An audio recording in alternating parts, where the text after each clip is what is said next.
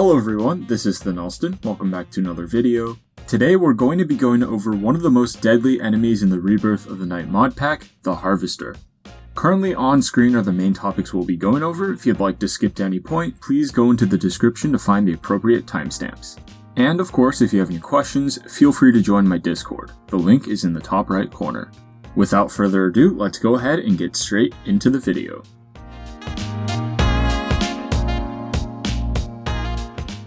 The Harvester is a powerful undead soul who serves as the first boss in Rebirth of the Night. You can challenge him after unlocking the Slayer's Journal and gearing up advancements, and defeating him serves as the final step before you're able to access the Nether, although beating him is not currently mandatory for going.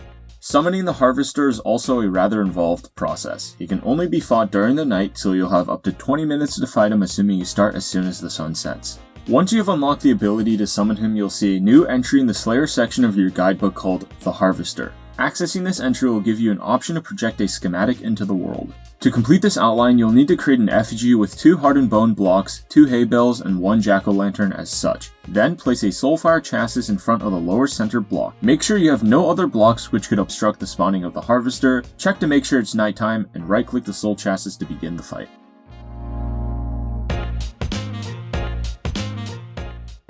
The Harvester has a 100% chance to drop 1 Shard of Night, 1 Harvester Scythe enchanted with Lunar Edge 1, Smite 1, and Ruined 1, 9 to 12 Wheat with an average of 11 per kill, and 4 to 8 Leather with an average of 6 per kill. Additionally, he has a 40% chance to drop 1 Golem Head, which can be used to summon uniquely powerful constructs, and a 5% chance to drop a Totem Head of any kind. He will also drop 0 to 9 Wheat, Beetroot, and Pumpkin Seeds with an average of 3 of each type and at least 1 of any type guaranteed. And finally, the first kill that you get on him will yield 2 Heart Crystal Shards to both you and everyone within a 50 block radius of you. This is not a repeat reward, which means that regardless of who dealt the final blow and got the achievement, any player who receives the crystals as a drop cannot get them from another Harvester again. Looting increases the chance that you will get a Golem Head and a Totem Head and increases the amount of Wheat, Leather, and Seeds that you get per kill. Difficulty and the Luck Potion effect do not affect drop rates, however.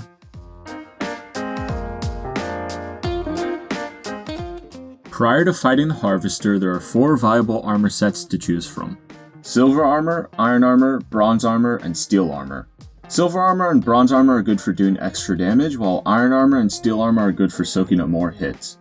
While Bronze is quite strong with the Gladiator set effect and Steel is very good with its jump boost too and overall tankiness, Silver is the best option in my opinion, as it is significantly easier to obtain and deals bonus damage to the Undead Harvester. You're also going to need to get your hands on some decent metal weapons. Because the Harvester likes to act more aloof than catfishing bots on Tinder, it can be hard to reach him sometimes. Thus, it is highly recommended that you use weapons with the reach attribute in order to make this fight easier. In my opinion, the Greatsword is the best combination of damage, reach, and overall usability. Against the Harvester, the best metal for your weapon is silver, as it deals more damage to undead enemies. However, you may choose to use a bronze shield and weapon with bronze armor for the Gladiator set effect, or a steel weapon with steel armor for the Howling Beast set effect. Additionally, it is recommended that you get a bow with a few arrows to deal damage while the Harvester is out of melee range. I would not recommend a longbow as it takes much longer to charge up a shot and leaves you vulnerable to quick attacks from the Harvester.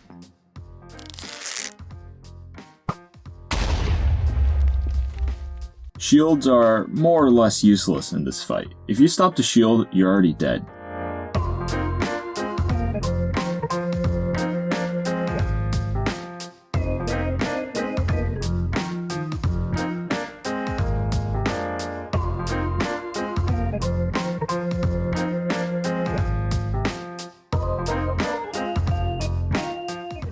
Start by making a large flat area a few blocks above the ground to avoid harassment from other mobs, and fence off the sides to make sure you don't fall off. Next, you want to put down some campfires around the arena. When filled with logs and lit, the campfire will provide an 11 by 11 area around it with a small passive healing effect and an effect which gives you more hunger and saturation per food item.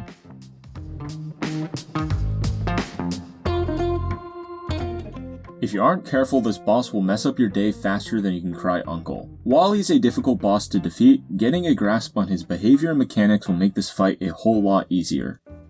Upon summoning, the Harvester has 200 health or 100 hearts. Regardless of the difficulty, this will stay consistent.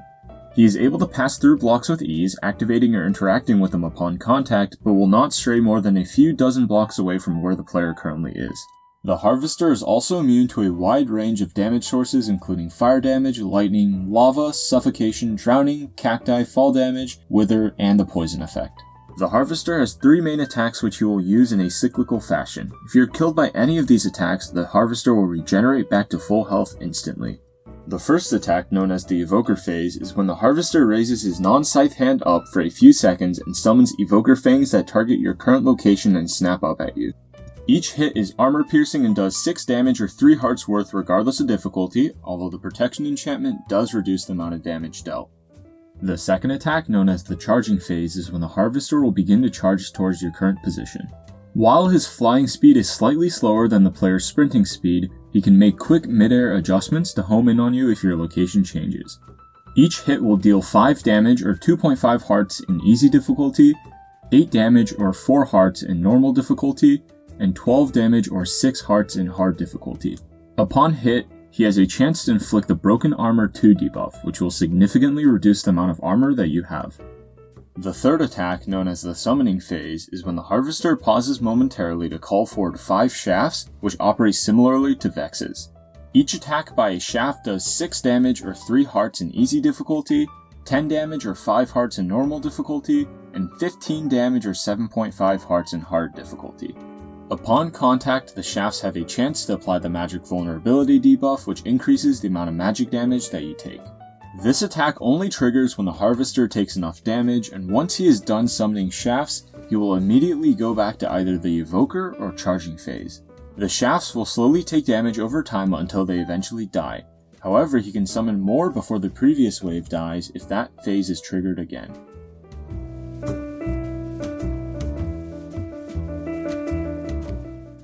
Before the fight, you may want to fill up your saturation to ensure that you don't need to eat as often. One of the easiest ways to do this is by drinking a few 0.5 quality or above ales. To add even more healing to your existing buffs, you can use bandages before the fight, as that regeneration also stacks with the campfire effects. The most important thing to remember is to always keep moving. The Harvester relies on quick and numerous attacks to kill you, but these are not predictive. In other words, he will only target your current location at any given time. As long as you don't stay still for an extended period of time, he will not be able to hit you at all. Remember to move in one direction only, especially if he's in his Evoker phase, as if you suddenly turn around, he may be able to combo you and kill you instantly. Remember that your sprint speed will always be faster than even the fastest charge by either the Harvester or a shaft. You also want to make sure that you're using your dodge, especially the forward one, whenever you can. Once you get to the stage where he continuously summons shafts which can potentially corner you, being able to reposition yourself quickly before they surround you can spell the difference between life and death. While I recommend having a bow on hand, do not use it unless you're absolutely sure he's not going to attack you. Of the 3 phases, only one, the summoning phase, doesn't require you to keep moving. However, you may find that between attacks, he just hovers in place for a while without doing anything, and if you're too far to immediately reach him with your melee weapon, I would suggest taking a few pot shots at him to get some easy chip damage.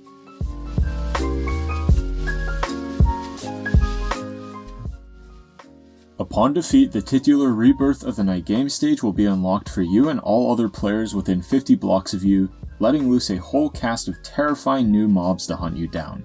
In later game stages, the Harvester will have a small chance to naturally spawn during a night in the fall season. Using a fragment of the Harvester's power, you can now summon a formidable new foe who hails from the cosmos. Alright, that's gonna do it for this video. Thank you so much.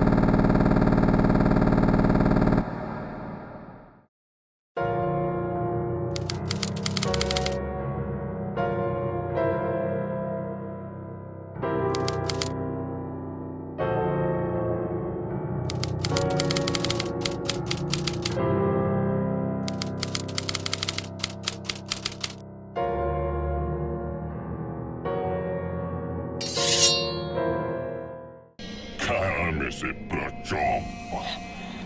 Must be split.